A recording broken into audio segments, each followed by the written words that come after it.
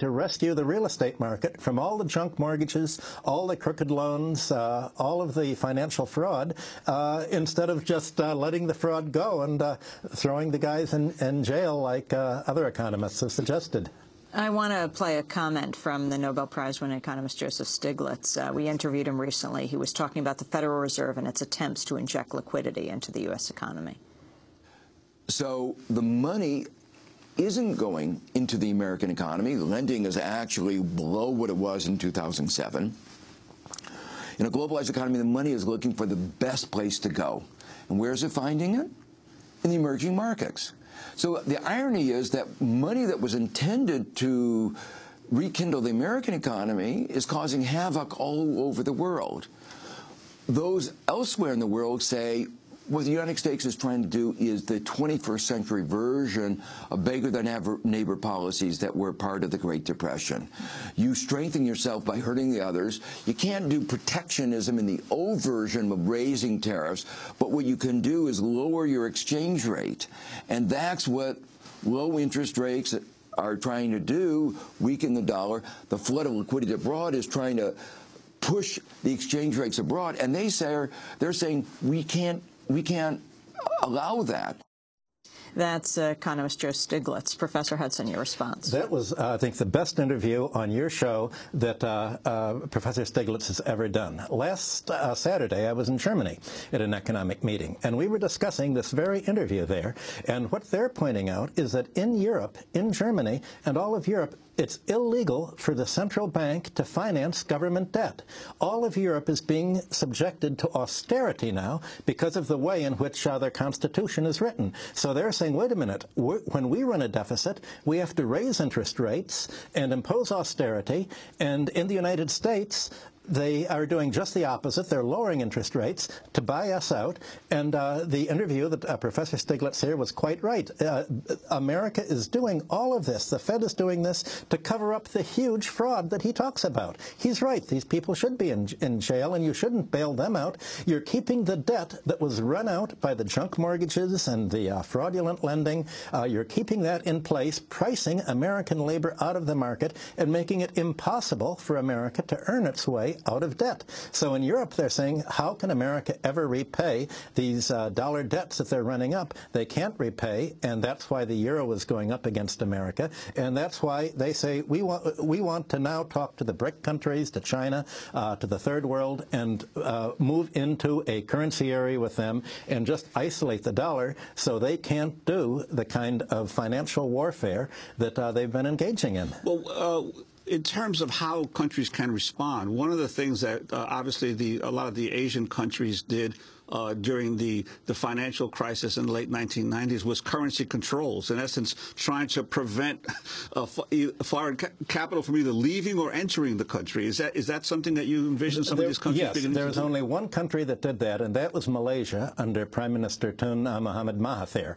He would not sell the domestic currency to the foreign speculators, so George Soros and the others who sold the currency short, hoping that the central bank would use all of its money just to defend its currency and then be emptied out, they couldn't cover their position. So they were squeezed. But countries like Korea, where the meetings, the G20 meetings are this week, the IMF went and said, you owe money, you can't pay, George Soros has raided you, you have to sell Americans, your electric companies, you have to sell Americans, your car companies, and this was a grab that in the past, in past centuries, there would have had to be a military invasion to take over, and now they're doing it financially, and they're angry over there. You were advising Kucinich when he was running for president.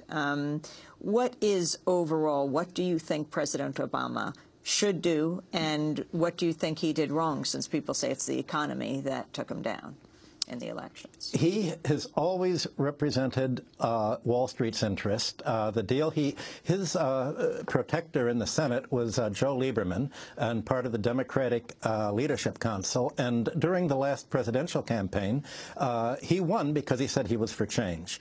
And Dennis Kucinich kept saying, here is the change in the law that I've recommended. He said exactly what he would do.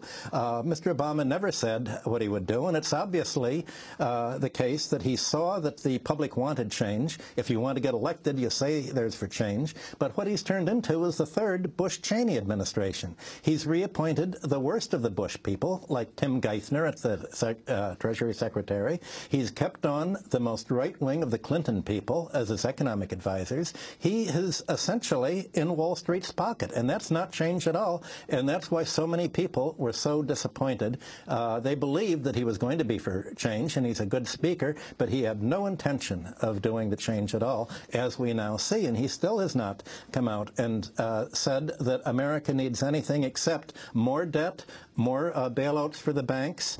People were angry because the banks were bailed out, and now the Republicans were saying he didn't give them enough. They're angry because he didn't give Wall Street enough and cut taxes enough on the rich. That's not why people are angry. They're angry because he gave money to the rich, the exact opposite. So I guess you could say Mr. Obama and Mr. Kucinich are at opposite ends of the political spectrum.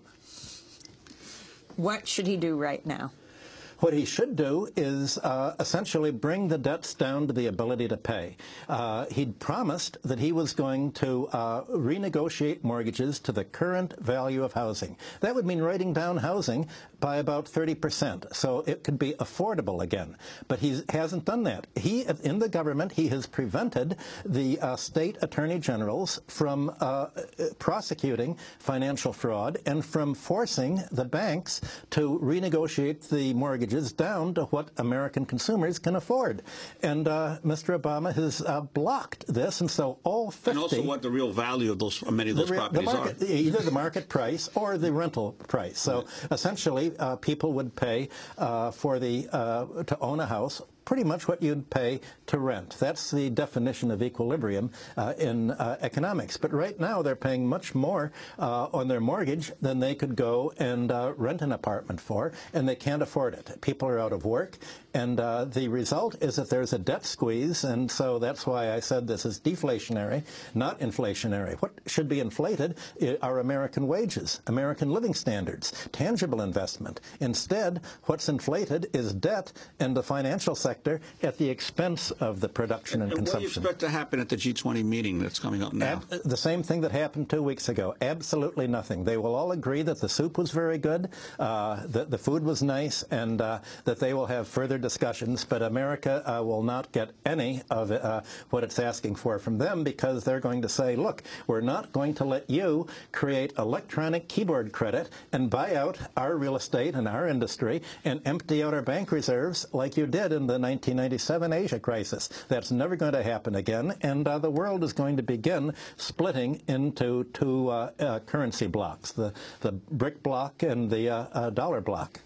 We're going to have to leave it there. Michael Hudson, president of the Institute for the Study of Long-Term Economic Trends, distinguished research professor of economics at University of Missouri, Kansas City, author of Super Imperialism, the Economic Strategy of American Empire. This is Democracy Now!